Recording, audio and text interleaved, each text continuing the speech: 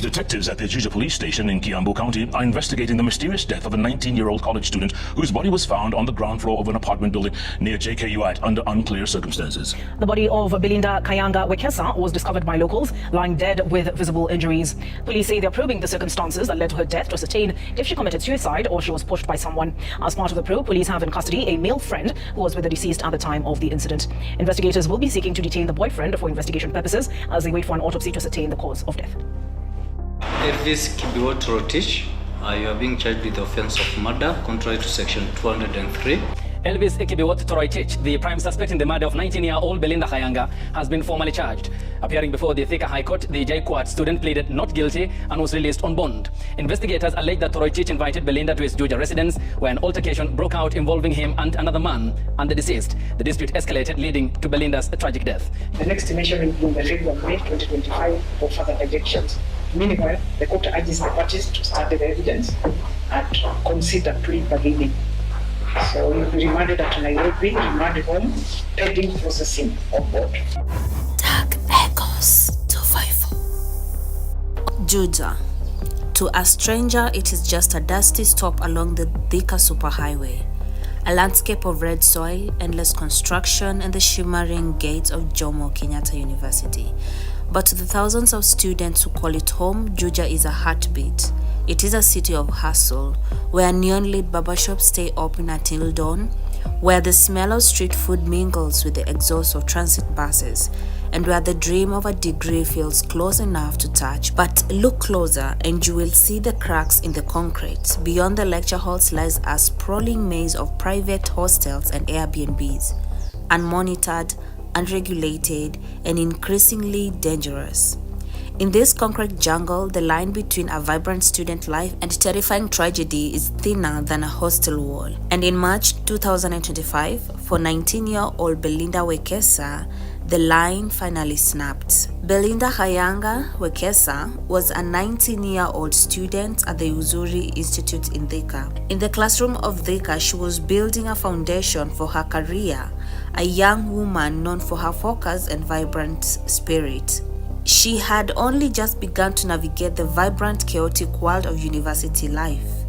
To her family back in Western Kenya, she was more than just a daughter. She was their pride, the one who had made it to the prestigious institution to study for a future that looked brighter than the Juja's sun. Those who knew her described Belinda as a girl with an infectious energy, someone who was always smiling, someone who believed that the world was a place of endless possibility.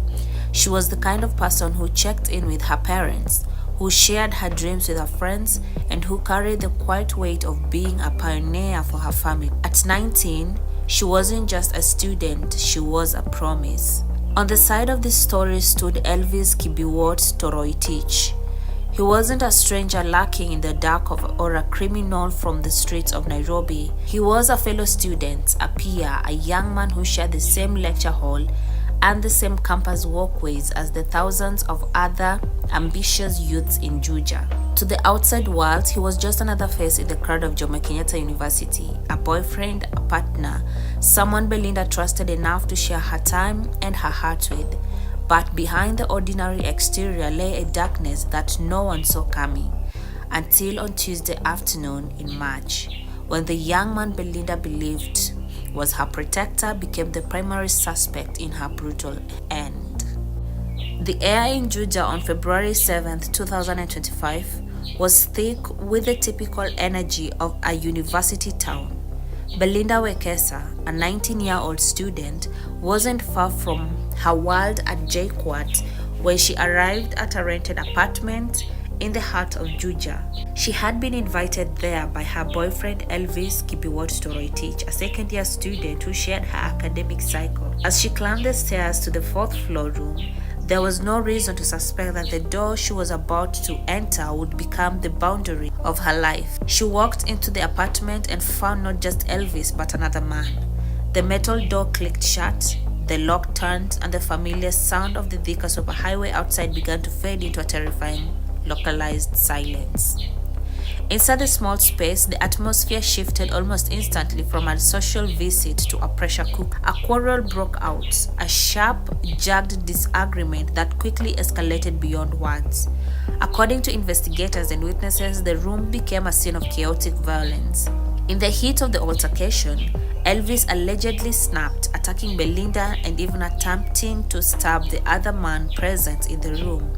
Imagine the terror of that moment, the confined space of a student hostel, the flash of a blade, and the realization that the person you trusted was now a physical threat. As the violence peaked, Belinda didn't just fall, she fought for her life. She fled from the center of the room, her only instinct to get away from the weapon and the rage, running towards the lights of the open balcony door. The most haunting detail of the prosecution's case is what happened next. Belinda reached the balcony, 4 stories above the hard pavement of Juja, but she wasn't alone. Detectives allege that Elvis did not stop at the door, he chased her. In those final desperate seconds on the 4th floor, he is accused of pushing her over the rail. There was no slip and there was no accident. It was a terrifying high-velocity descent that ended instantly on the ground below. But perhaps the most disturbing part of the story is the aftermath captured on CCTV.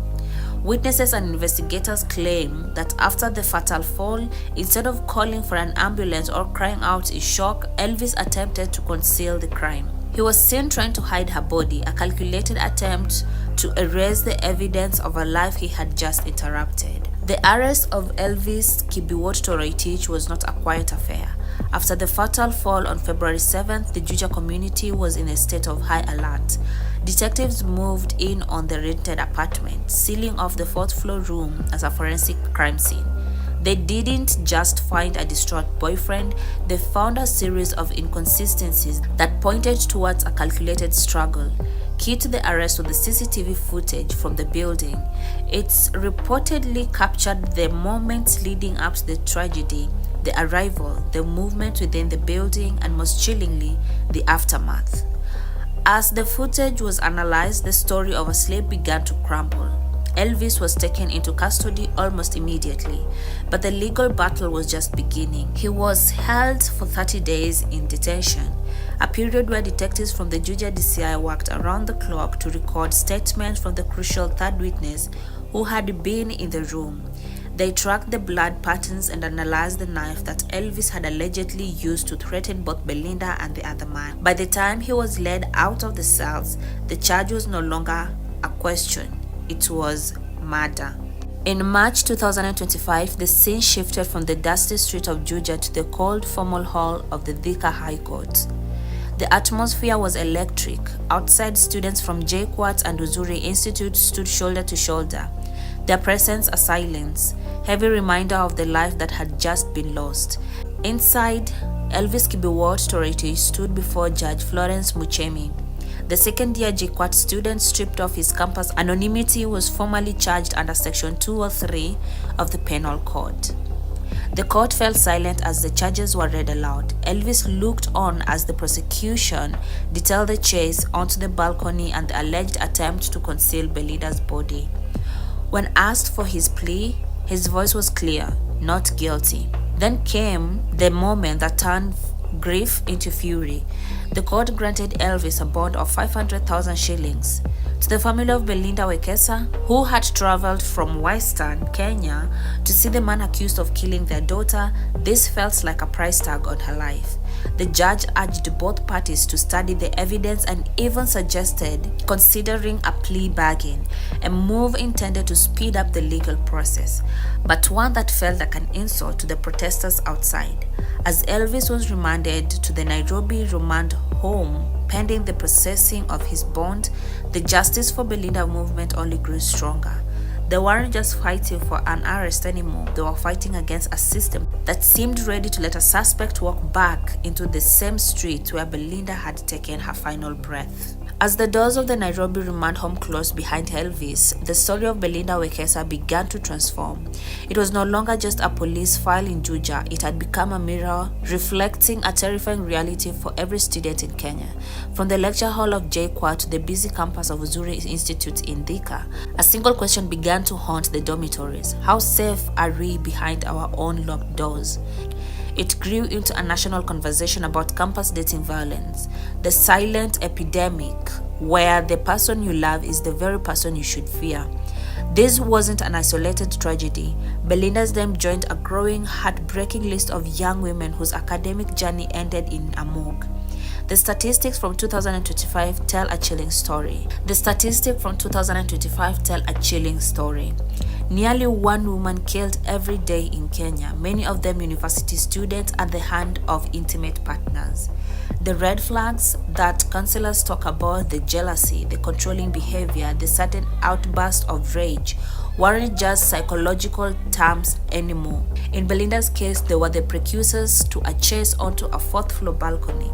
Her story forced the Ministry of Education and University Board to look at the unregulated Airbnbs and private hostels that has become hunting grounds for predators who were the face of our classmates.